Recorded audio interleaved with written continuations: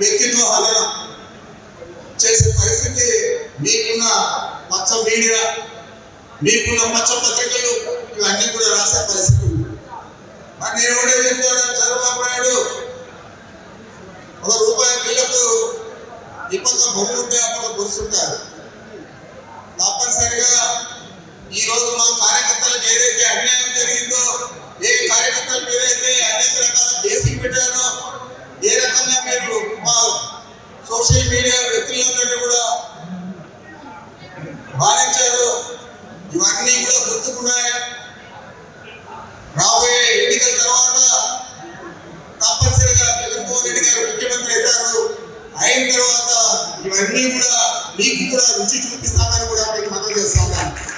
ఒక్కరిని కూడా వదిలేదు. తప్పనిసరిగా అందరి మీద కూడా ఎవరైతే మన గ్రామాలలో మన కార్యకర్తల మీద దాడి చేశారో ఆ దాడులకు ప్రతి చోట కూడా జరిగి తీరుతాయని కూడా మీకు మనం చేస్తాము. అంచేతే మనం దృఢ నిశ్చయంతో బాగా ధైర్యంగా పనిచేయండి.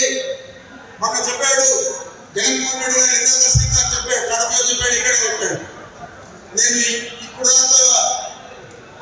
ఒకలాగు ఇకపై ఒకలాగు కార్యకర్తలకు అండగా ఉండేది అని చెప్పి జగన్మోహన్ రెడ్డి గారు చెప్పారు.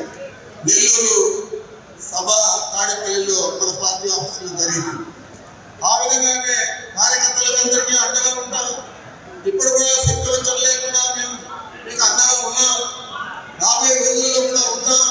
మనందరికీ తోడుగా, మనందరికీ మార్గదర్శకంగా జగన్మోహన్ రెడ్డి గారు వ్యవహరిస్తారు.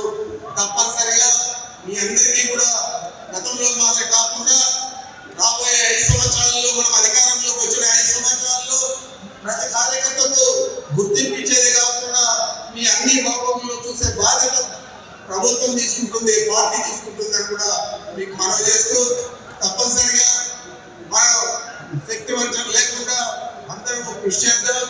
మన నాయకుడిని తిరిగి మళ్ళా ముఖ్యమంత్రిని చేసుకుందామని చెప్పి మరొకసారి మీకు తెలియజేస్తూ నాకు అవకాశం ఇచ్చిన అందరికీ నమస్కరించుకుంటున్నాను.